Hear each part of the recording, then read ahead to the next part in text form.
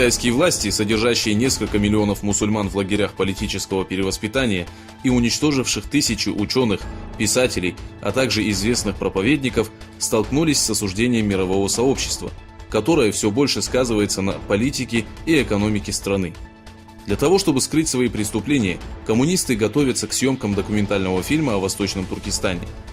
Пекин планирует показать всему миру, как проходит так называемое обучение и перевоспитание узников, насколько они рады и как гордятся тем, что являются гражданами Китайской Народной Республики. Активисты правовых организаций заявили, что Китай идет на такие поступки из-за растущего недовольства мирового сообщества. Власти, которые ранее отрицали существование лагерей, были вынуждены признать многие факты после того, как всплыли подробности пыток и убийств заключенных. Нужно отметить, что Поднебесная до сих пор хранит молчание об убитых узниках в так называемых школах профессиональной подготовки.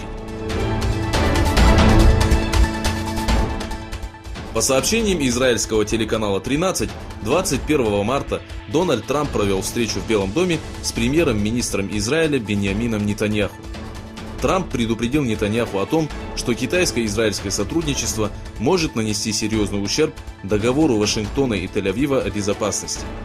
Майк Помпео выступил с заявлением, в котором напомнил, что Китай использует инвестиции и кредитование как ловушку.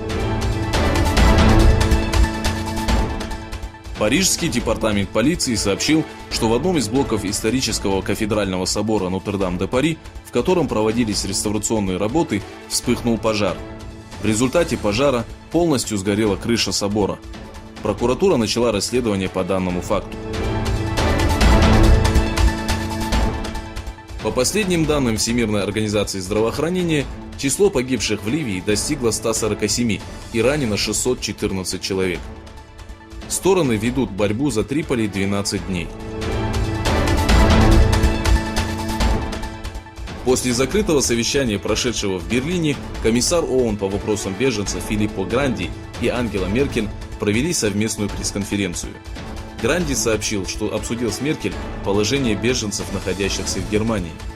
Комиссар ООН выразил свою обеспокоенность ситуацией в Ливии и подчеркнул, что ливийский конфликт может стать причиной большого потока беженцев, как это было в 2011 году.